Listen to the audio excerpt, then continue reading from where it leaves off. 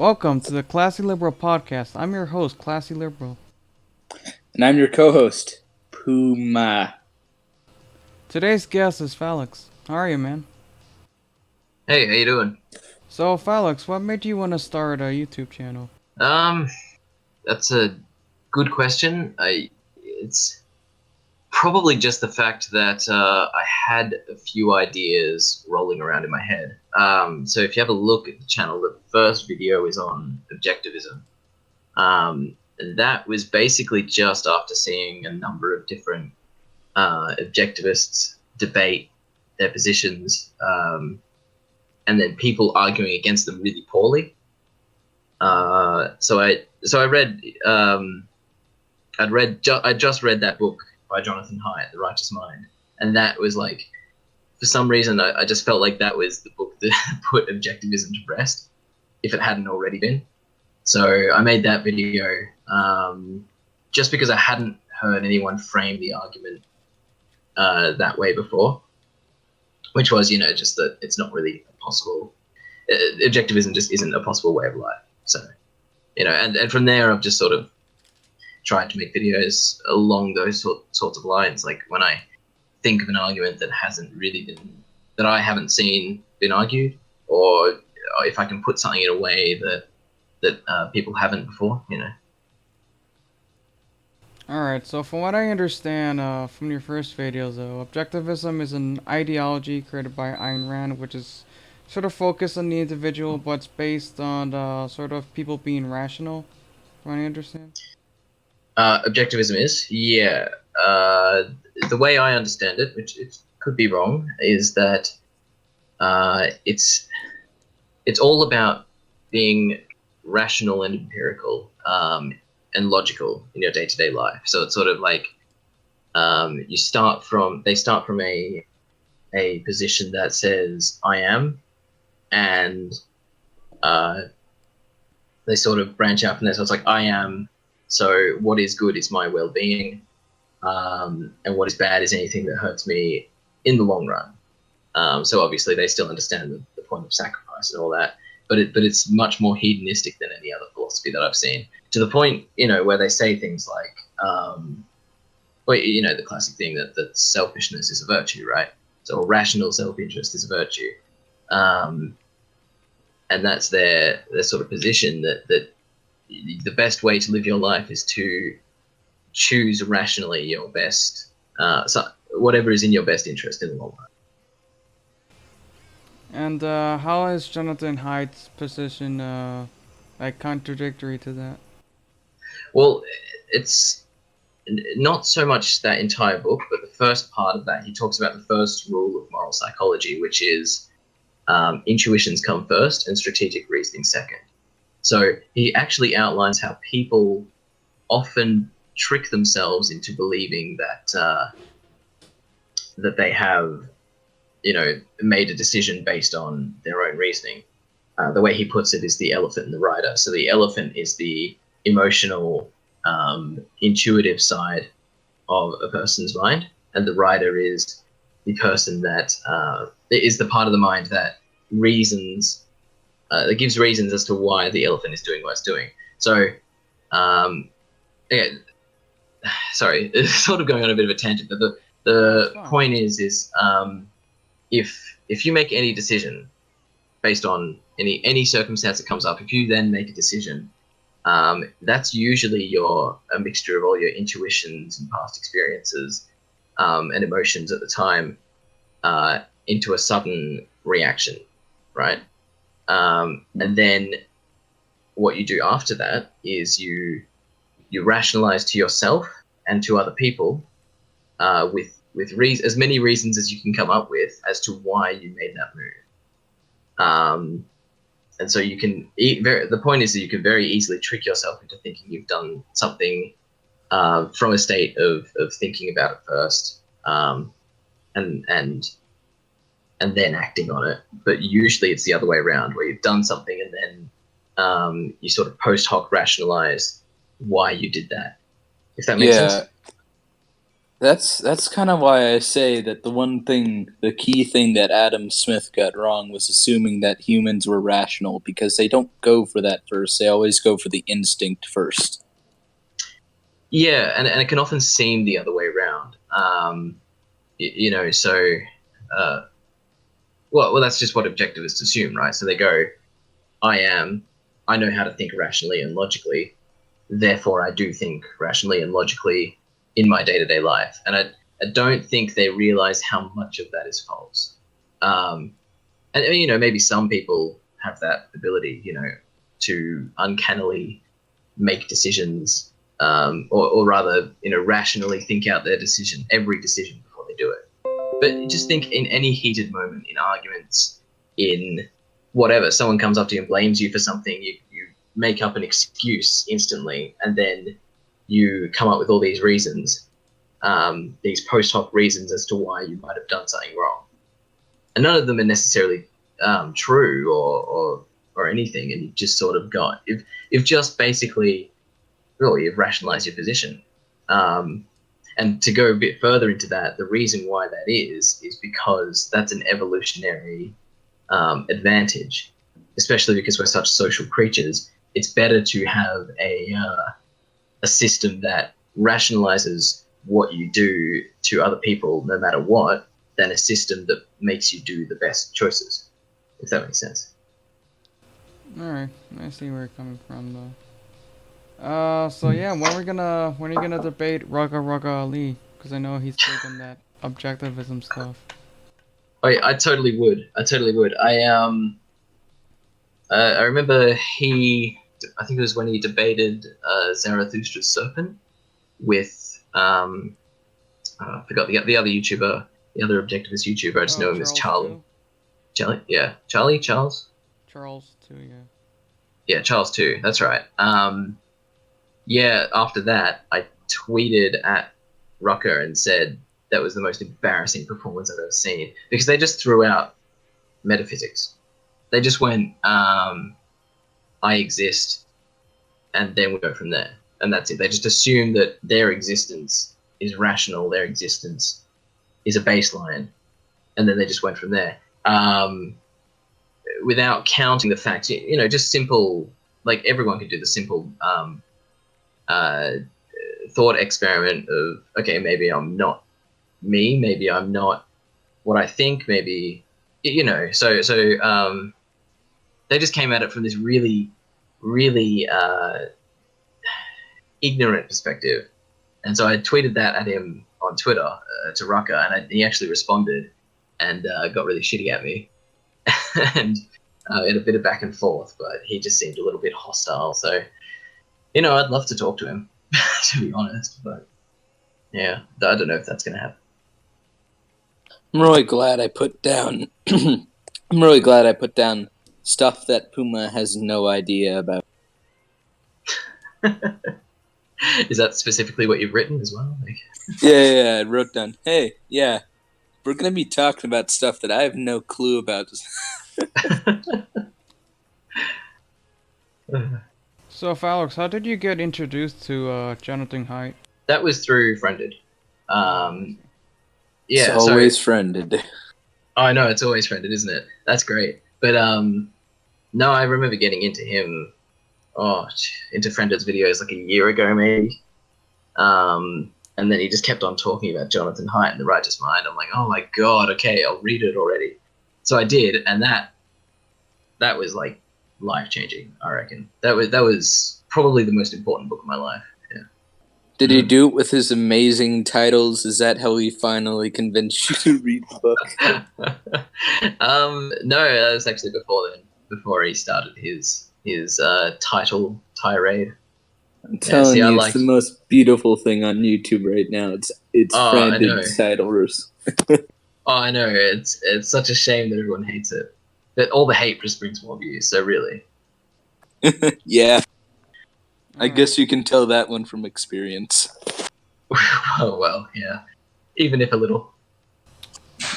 So Phalanx, so I noticed in your videos you like to do these little animations. Do you have like any experience with animation, or you just like? No. Yeah. So no experience with animation whatsoever.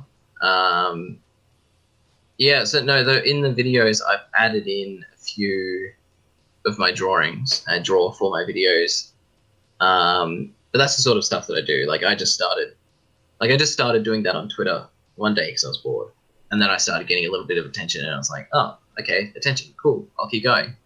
And that's really kept me going with my drawings, and I probably do a few a week now. And I just added some of them to my video to make it a bit more me, I guess, a bit more interesting than just Make it more unique, yeah. Yeah. No, but no animation experience now. Oh, okay. I mean, I think Not they're even pretty good at cool. drawing. Well, I think they're pretty cool though. Oh, that's good. Thank you. I mean, what are your hopes? Like, do you just plan to do this just as a hobby, or Well, my hopes, well, they can be pretty high. My hopes, well, for now, I'm quite busy for the next month or so. So my hopes is, about late January, I can really start to get back into YouTube and more drawing and stuff. So I'm really missing it at the moment. So I haven't uploaded in like 2 months. Really, I've got a few video ideas, but my hopes are, just do it as a hobby, and if it picks up traction, it picks up traction. That's great, but I'll do it as long as I want to, regardless. all right. So I noticed you also have this other video, which which I thought it was a pretty good video, which was a response to rationality rules. Religion isn't what you act, it's what you buy. Oh yeah. I thought that was a pretty good video, and I'm actually, I mean, I'm not a big fan of rationality views. I only watch this content like every now and then. But from what I've seen, I tend to agree with a lot of what he says, though. But I think he actually did challenge his views, or at least that video, quite well. So you want to explain what you did there? Well, that one wasn't specifically to rationality rules, but certainly was inspired by his sort of rhetoric. Sure. But yeah, that video it's basically another way of explaining, the whole Jordan Peterson religion is what you act. So everyone looks at that and goes, oh, religion is what you act, so just living is religious, therefore we're all religious. It's like, well, not really. It's in the way I put it in that video is it's like, okay, you go into a store, and the store is essentially the wide variety of values and morals that you can pick from, and actions that you can do which have different moral consequences. So if you go into a store, you're going to have choices of really healthy food or really bad food. You usually want a balance, mostly focusing on the good stuff. You can indulge a little bit here and there, but you want as much of the good as you can. And obviously, there's people that go in there and just take all the bad, right? The store can't be blamed for people taking all the bad, just as much as the store can't really take credit for people taking all of the good. So religion is like the store. And so religious people, or just people in general, who take all the best things from religion, and I'm saying from religion specifically because I think a lot of people in the West take from Christian values, whether they know it or not. So if you take all the good stuff from the store, you're taking the best from these Judeo-Christian values, and that's not really oh yeah, good, the religion is amazing. It's more like your personal religion of self-discipline and self-help and health is good, and it's helping you. It's almost like an individualistic look on a collective that is religion. But it's more. So I made that specifically because it's more proactive than just the religion is what you act out. So a lot of people, like I said, a lot of people get confused by that. It's not just what you do; it's what you actually put your effort into when it comes to morals, values, and well, your hierarchy of values, essentially. But yeah, I guess that's the best way I can put it. But why do you call these Judeo-Christian values though? Like some people could say, well, these are just sort of universal values that people put this Christian stamp on it, you know.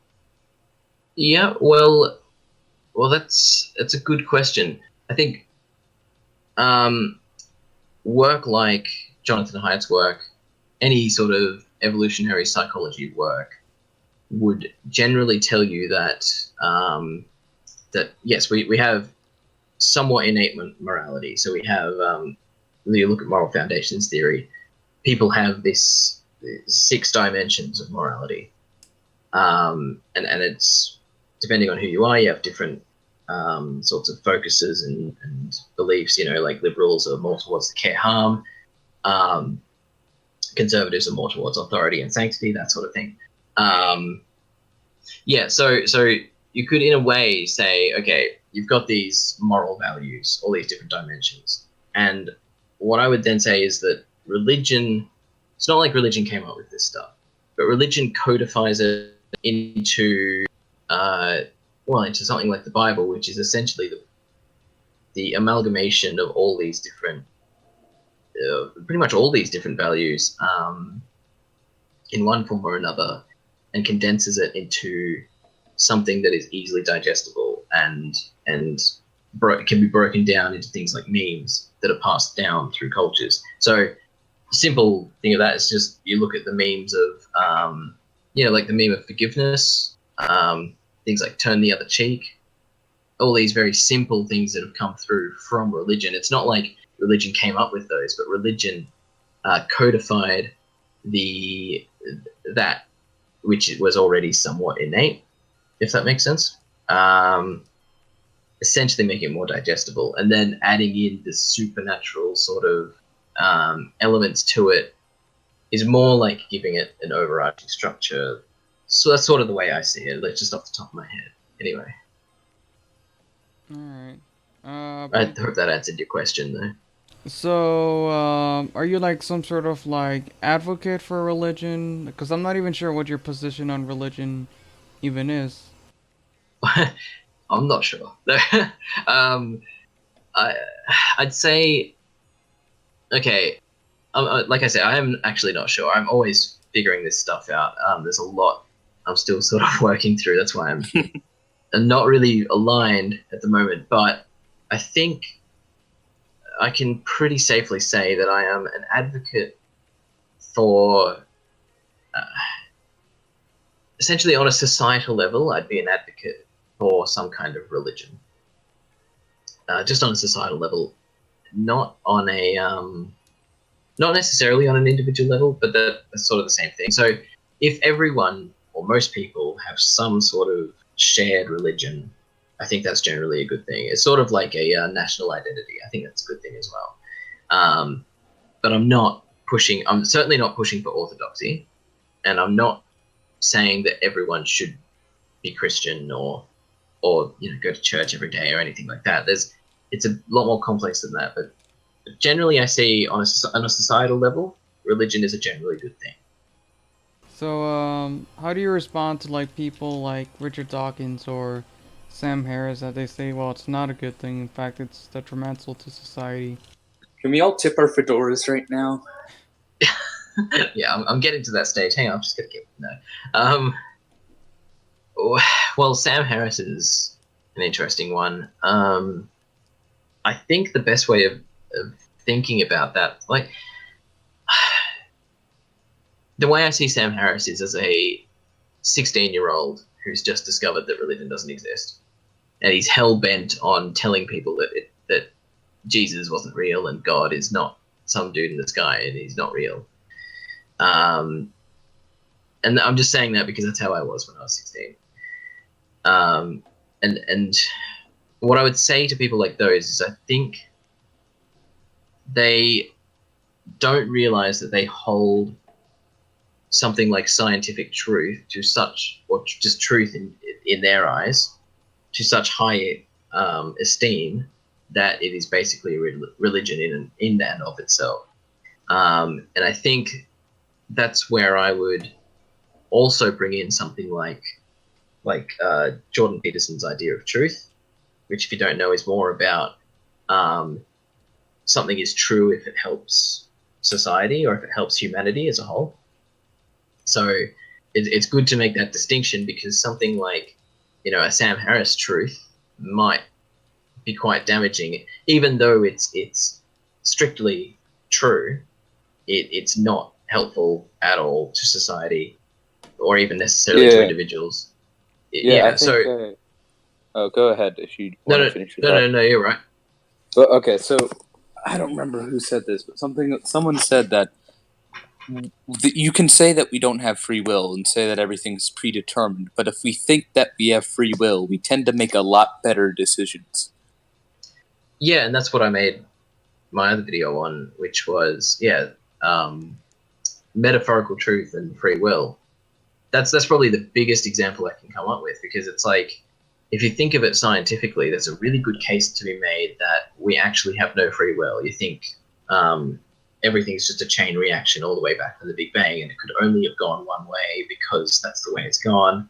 And if we had a sufficient enough mathematical model, we might be able to predict the future very accurately.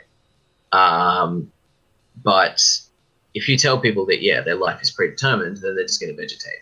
Like, maybe not everyone, but I think for the most part, if life being predetermined was in the collective consciousness, you would have a much less productive society.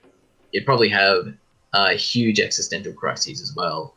I wouldn't be surprised if you had major cults popping up. I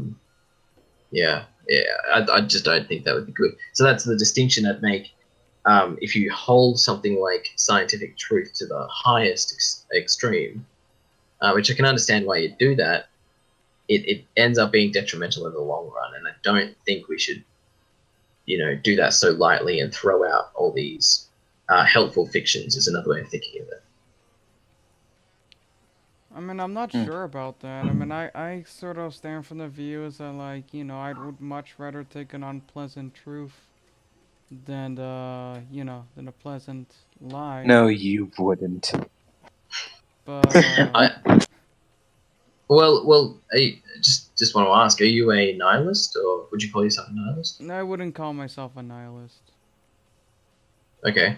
I mean, I'm not exactly sure what I am, but I don't think I'm necessarily a nihilist. I think there could be meaning to life, though. I'm just not sure what it is. Yep, no, that's fair. Because I think that's a position that a lot of nihilists have in general. It's quite a nihilist position in general, I think. Or at least if you look at someone who calls himself a nihilist, like the Amazing Atheist, his sort of position, I haven't seen his stuff in a long time, but I guess his sort of position would be like, you follow scientific truth, doesn't matter how much it hurts, whatever, life's meaningless anyway, just do what you want until you die. And that's great and all, if you want to do that as an individual, but I think if everyone did that on a societal level, I can't imagine that it would be more productive somehow. Sure, but the thing is, we don't have that many societies based on nihilism, though. I mean, do we? Sorry? No, just like there aren't really that many societies based on nihilism that we can look at. Not yet. Yeah, I would say not yet. So at the moment, there's a lot of relatively new countries, like last 100 years or so, that have been built on secular. Also, last couple of hundred years, that have been built on secular ideas. So even the US is sort of one of them. I say sort of, just because they've got the distinct separation between church and state. But nowadays you've got much more secular societies, like the Scandinavian ones, and some of the richer European countries. And so I do wonder if in the near future, or maybe the far future, that if that lack of religiosity will lead to something else. I don't know, because I think those countries are in a pretty good state at the moment in terms of how wealthy they are. But I don't know. I don't know about that. I mean, not just go on. No, I was just gonna say, like, in terms of like meaning of life and that sort of stuff, why does it have to be supernatural or mystical or anything like that? Like, why can't it just be based on, like the individual or the family or the community or, that sort of stuff? Yeah, yeah. Well, that's a good question, and I think that it depends on a couple of things. The first is how you define supernatural. So you can sort of look at how Peterson defines supernatural. I don't think he has defined it so much as I'd say he implies that supernatural is very broad, and anything from something like a collective consciousness to a collective imagining, which we do all the times, like say with money, like we have that's a collective fiction. Companies are collective fictions, that sort of thing. Um, you could stem from something like that to being supernatural, all the way to Christian orthodoxy, that there's a God constantly watching you, and you better watch out because he's going to smite you if you do something wrong. That sort of thing, or an apocalyptic teaching. And I think the answer lies somewhere in there, probably closer to the more abstract, metaphorical sorts of ways of life. It doesn't, and that's the thing. Like, so it doesn't have to be an orthodox Christianity. It doesn't have to be that everyone believes in this figment that is God. I think that helps, and the reason why I think it helps is because it's this very easy way of binding everyone together, and that's sort of been proven by the way that group selection has weeded out societies that don't have religions in the past. Like nowadays we have an abundance of secular societies, but this point gets made over and over again that's more because everyone already has existential security than that for some reason they're losing their religiosity, if that makes sense. Sure. I sort of see where you're coming from. I guess I have to think more about this. Sort of society's made and that sort of stuff. But Well, have you read any of Haidt's work? no. But I would like to in the future. Yeah, I highly recommend The Righteous Mind. That was the first thing that sort of got me thinking about religion in a non-anti-theist way, because I'd be looking at it and going, well, because he does have a section there where he makes the case for group selection and why religion might have secular utility. It's worth a read for sure. Sure, but you don't think that Sam Harris proposes an alternative? Because I think he's one of the atheists that says, like, yeah, he's an anti-theist and everything like that, but he does consider himself a spiritual person. He takes some things from certain philosophies and stuff like that, like Yep. meditation and stuff. You Yeah, don't think that could be a decent alternative to religion? it could. It could. I think it's hard. I can't say for sure. I think his. I've had a few conversations about this, but his idea, I don't think it can spread as far as something as Christianity does. So, just one way of looking at it is the difficulty, the sort of entry difficulty. I don't know exactly what Sam Harris is doing. I know he's got a lot of things, like he's got that new app all about meditation and spirituality in your own life, and mindfulness is what he goes on. But just looking at things like Buddhism, which I know a little bit more about, the sort of access to Buddhism, or rather, like think of the layman. A layman's going to be much more responsive to something as simple as there is a God watching you, watching your every move, and so you better act properly. There's a difference between that and something like Buddhism, where, and I'm probably thinking of things more like Zen Buddhism, or because I haven't read the meditations, but anyway, which is more about, well, it's much more difficult in that sense. There's a lot of practice and lots of time invested into something like Buddhism to try and sort of get that same, not the same effect, maybe even more profound, but a similar effect as something as neatly packaged as religion is. Does that make sense? I mean, maybe it's because of my ignorance on Buddhism. No, that's all right. Can we I stop don't know that talking much either, but about? you know. Can we stop talking about big brain topics? It's hurting my brain. It's so confusing. No, that's fine. Oh, ask me anything, dude. Sure. So where are you from? Oh. Oh, best country ever. No, not quite the best country. Pretty good country. Australia, not New Zealand. Oh, okay. Yeah. I guess I'm American. I can't really tell apart the accents. From Australia. No, no one can, but that's okay.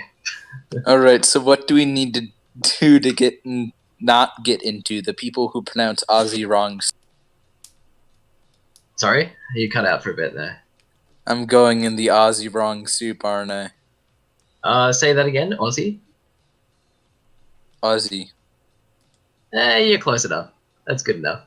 Yay! yeah, I'll yeah, live. yeah, you're pretty good. No, as long as you don't say like Aussie, that's okay. I can live with that. Yeah. So it's a z, not a s. Yeah, just think like OZZIE. Right. Aussie. Too easy. If you don't mind me asking, Phalanx, are you a student? Like, are you in school or anything like that? No. I went to university for a year. I tried to do a creative writing course. Didn't stick, so I haven't been back. It's been 2 years now, and well, 2 years, no, a year since I did that year, and I don't see myself going back to study anything really. That's fine. All right. I understand. College is not for everyone. Hmm. You know, before Yeah. Classy rudely interrupted me, I was going to thank you for making that very high quality anarcho-monarchist art for me. That was awesome. Oh, that was you. Yes, it is. You're the anarcho-monarchist. Yep. Yeah, I noticed you have that as your Twitter banner. I was pretty happy about that. Yeah. Yeah, no worries. Look, more requests are great. I'll do them whenever I get time. Yeah, it's just unfortunate there's a lack of art for oxymorons like anarcho-monarchism. Yeah, I did my best, but yeah, I love the idea of anarcho-monarchism or anarcho-fascism. It's great. Yeah. Let's see. Sorry, you One cut of out your there. other best stuff.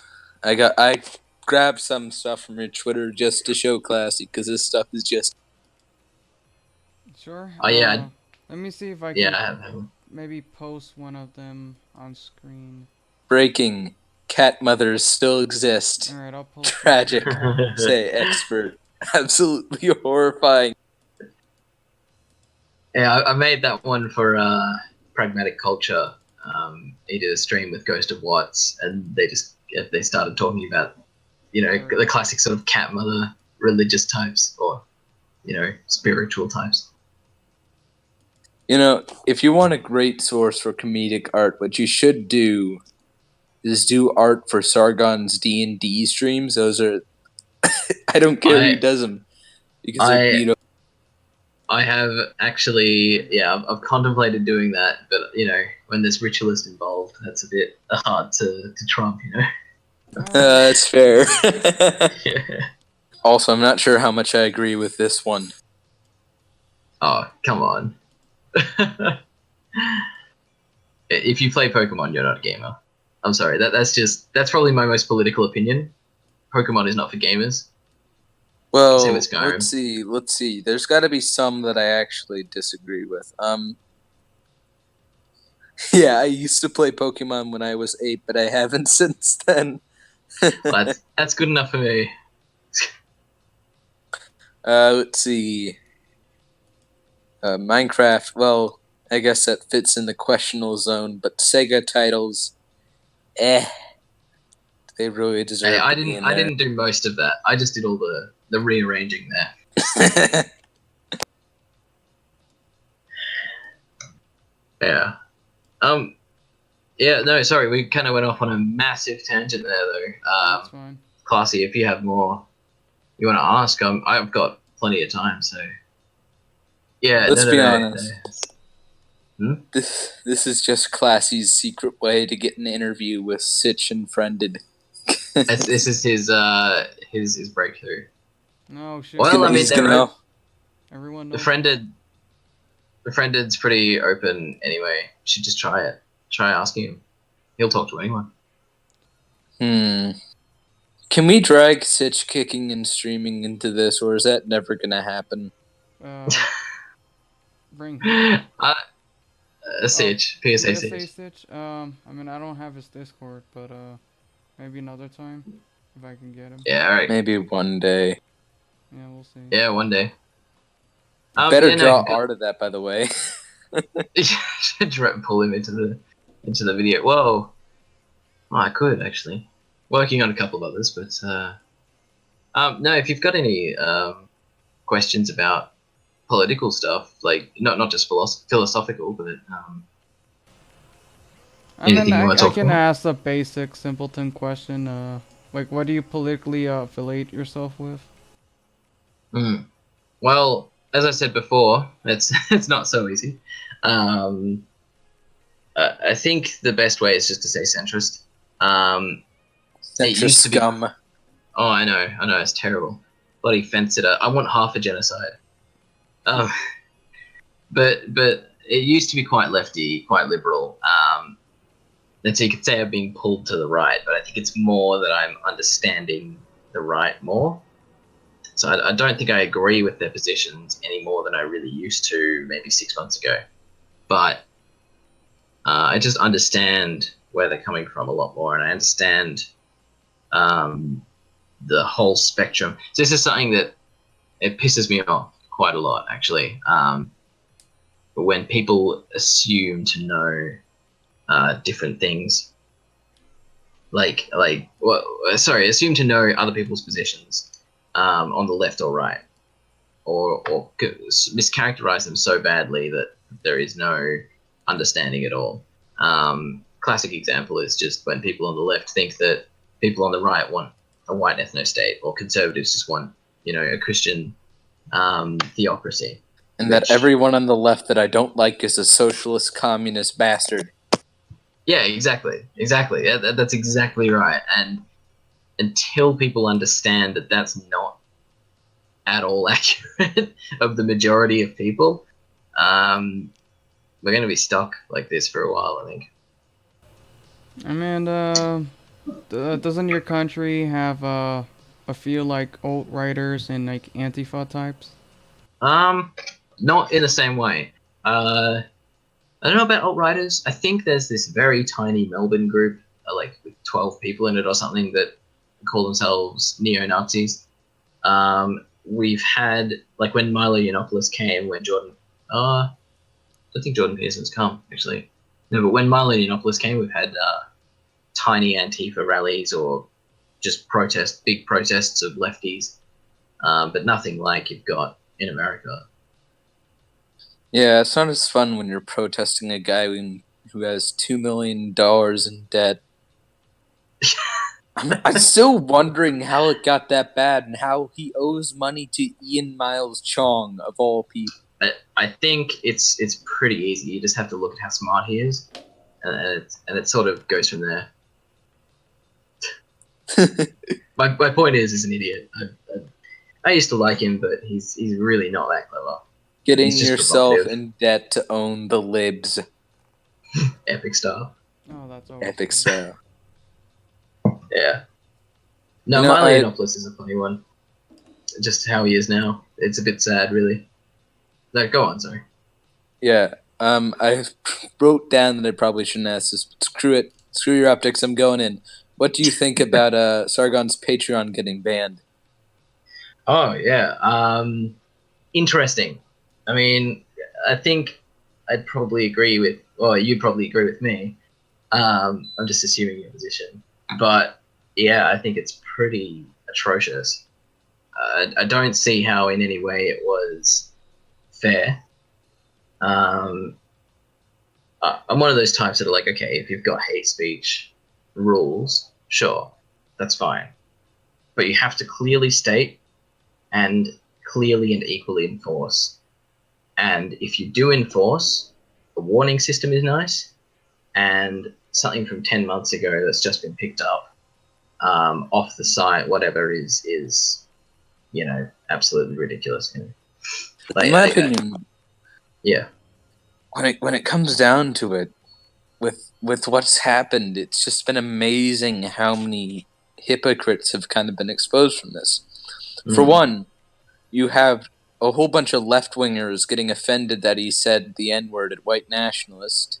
Yeah. Oh, won't somebody please think about the white nationalists for a second here. But and then you have all the communists who are deciding, oh yeah, I'm going to side with corporations just to own Sargon. It's like, yeah, it's what?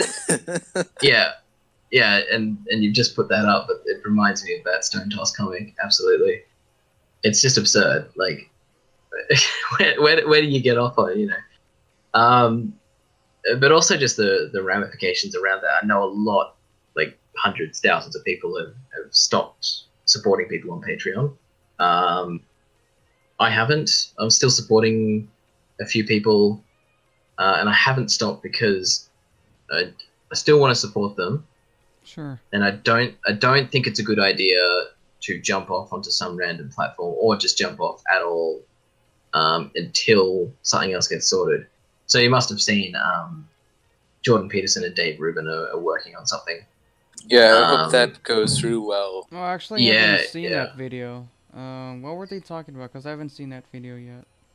Well, basically, I don't remember it exactly, but it's basically like Jordan Peterson's been working on something similar for a while, and now that with Sargon being banned, it's sort of ramped up in production. So they're hoping to get something out by Christmas.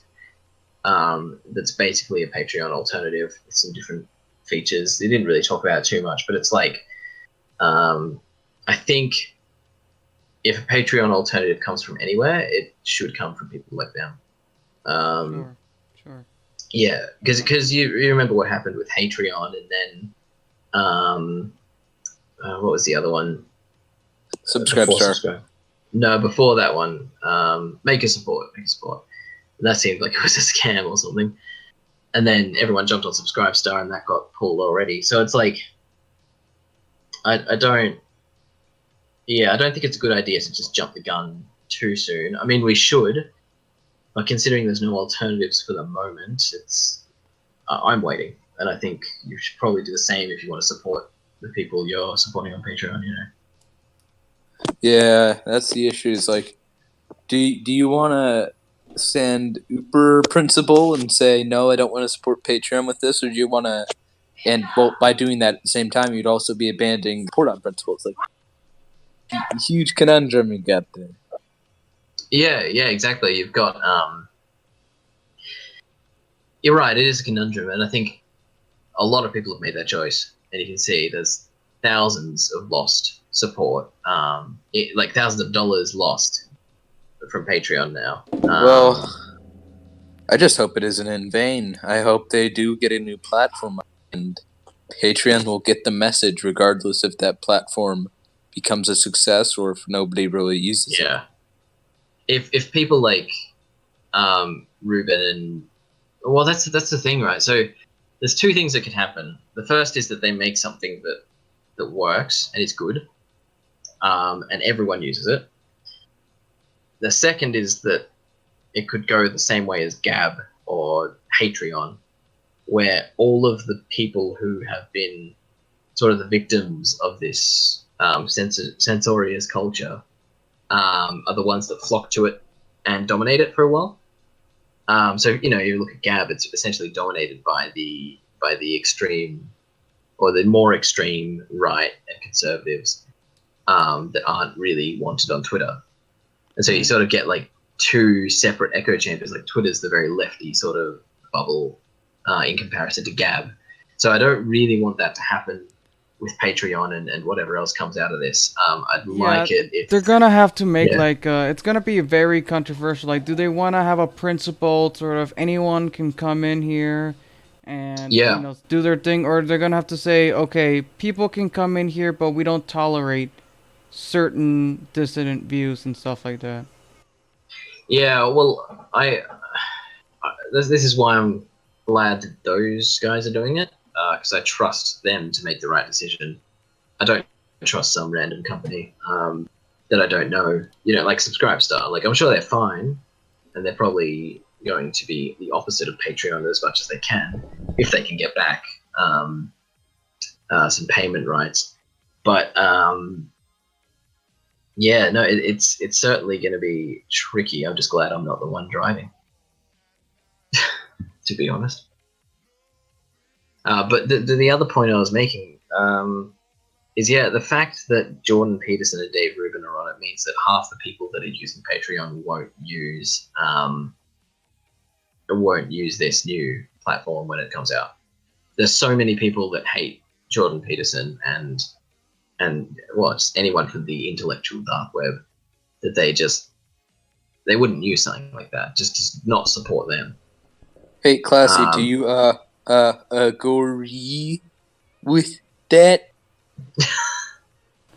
I'm not sure, to be honest. I would honestly just prefer that Patreon would just give back Sargon's page, or I don't know, like maybe reform their site a little bit. I'm just skeptical. I mean, I have to watch the video. I have to see the conversation. Why can't you go along with the Freedom Tombs reference, damn it? It's alright, I got it. I agree with that. Yeah, I know what you're talking about. But on that point, they actually did offer his Patreon back. I don't know if you heard about that. That's really recent, because I haven't heard about that. I think it must have been about, maybe half a week ago, 3 or 4 days ago. But apparently, he was offered it back. But it was sort of, the way he put it was they were asking him to prove that he's not racist, basically. Proving a negative, so yeah. Yeah, and as he put it, it's a witch trial. Witch trial, yeah. Because they've just said, like, okay, you're racist, we're taking you off. And that's like, oh, you're not racist? Well, prove it to us and we'll reinstate your Patreon. It's like, yeah, no, fuck off. Like, that's never going to happen. Oh, sorry, I swore. I don't know if you don't want swearing. Won't somebody think of the white nationalists? Won't somebody please think of the white nationalists? They'll get offended and call them the N-word. Yeah. Yeah, it's such a bizarre stance to take. Yeah, it's even worse, though. Especially if you're trying to be lefty. When they had the quote there, they basically, by having the quote on their explanation, they explained why they were in the wrong on doing this. This isn't Sargon's logic when he says it. It's the alt-right's logic, and Sargon explicitly states this. Yeah. Yeah, but he said the N-word, so he's basically Hitler as far as they're concerned. Oh yeah, that's actually kind of funny, because again, I was arguing with Liberal Sanity Project, and speaking of hypocrites, he uses it all the time. I can't, but like in the context of this, I can't find a tweet where he didn't use it. He didn't censor, he just said it, and I don't care. I'm not the kind of person who'd flag him down for it. But there are people who dislike him that would flag him down on it, and he won't have a peg to stand on when that happens. Yeah, totally. Yeah. No, it's just it is bizarre.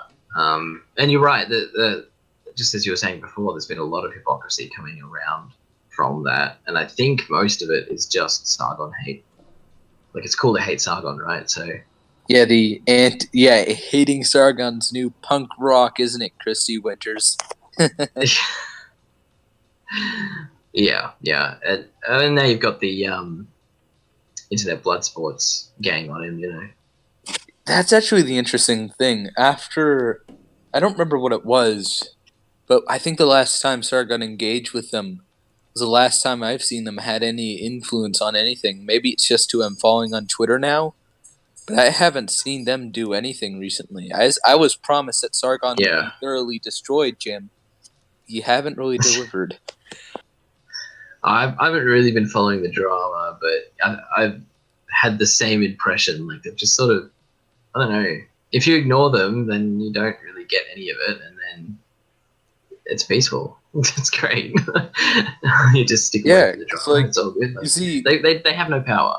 They're none. They're not going to Yeah. do anything that isn't well, it was one of Ralph Spurgs who got Sargon flagged off of Patreon in the first place. There is that, but that isn't even That's Ralph. true. That was That's just true. one of his Spurgs. It's not even him. So it's like, And again, that's you could argue that that's SJW power, really. yeah, that because- was the SJWs wanting to get rid of Sargon anyway. They just needed an excuse. Well, even if they were alt-right or something, if they were completely opposite, they're utilizing that sort of SJW mindset that is, like, I'm sure Patreon, like, they jumped on it, right? They know that if you report the N-word to anyone, you can, then they're going to back the hell away from it, right? Yeah. So essentially that's just, like, more SJW nonsense. That's the way I see it, regardless of who really reported him or anything, if that makes sense. I don't even know, because part of me it's- wants to actually, and this is the thing with Medicare too, if you have some all-proving evidence for me to believe that Sargon's a complete other piece of shit, then show it. Yeah. Don't hide behind I'm going to own Sargon next stream. No, just do it. If it's that important, do it now. And that's like with some of the people who are saying Sargon is actually racist. Don't just say he's a racist. Give me really obvious stuff as to why he's a racist. Yeah, the point now is that it's so toxic. This call out culture is so toxic. It's like you don't even have to have proof. You just have to call it out, and that's usually enough. And if it's not enough, then you can come up with some way that you're right. So obviously they don't have proof. They don't have nothing. They're using the same tactics that's been used for the last 10 years. Yeah, that's what I'll see on Twitter. I'll one day I'll say, yeah, well, they have the quote, and the quote makes it really obvious that he's referring to the alt-right's logic. Then the next day they'll say, well, Sargon was saying racist things, and I'll say to them again, no, he was using the alt-right's logic against them. It's like, how many times do I need to teach you this lesson, old man? Sure. Well, anyways, Phalanx, if you don't have anything else, like maybe you want to clarify or point out, we could end the interview here. Well, I don't know about clarify. But hey, Rocco, if you wanna debate me, if you happen to be listening to this, debate me. No. Okay, all right. If you can edit that out. Yeah, no. I was gonna say though, if anyone listening wants to chat with me, you can. The only thing you have to do is defeat my annoying schedule, and I'm happy to chat with anyone. And everyone should go subscribe to my channel. I hopefully will definitely do that. Yeah, I hopefully will be able to post some stuff, like I said, in the next month or so. And until then, you should follow me on Twitter, because I'm going to be making art as much as I can. In the meantime. Sure. Yeah. So anyone who wants to chat. I like to talk to people. Cool. Remember, PSA Sitch getting dragged into a conversation here. I'll do my best. We'll see. Like I said, too much to do, but we'll see. Alright, so that was Phalanx, everyone. If you'd like to check out his channel, I'll leave a link I'll link that in the description, and if you want to check out the Twitter, there'll be a link for his Twitter as well. So, until then, stay classy. Thanks for watching my video. If you really enjoyed the video and would like to support me, then check out my Patreon. If you don't have the financial means to support me, hey, that's fine. Just subscribe to my channel or leave a comment in the section below. Also, every Saturday night at 9:30 Eastern Time, I do live streams with Revenge of the Dreamer. It's a lot less political, it's a little bit more chill. Sometimes we have other YouTube channels. It's pretty cool, you should check it out. And if you'd like to see interviews or intellectual discussions with YouTube channels, then check out the Classy Liberal podcast. You might find it really interesting. And if you'd like to see updates for more videos or just see me rant on stuff, then follow me on Twitter.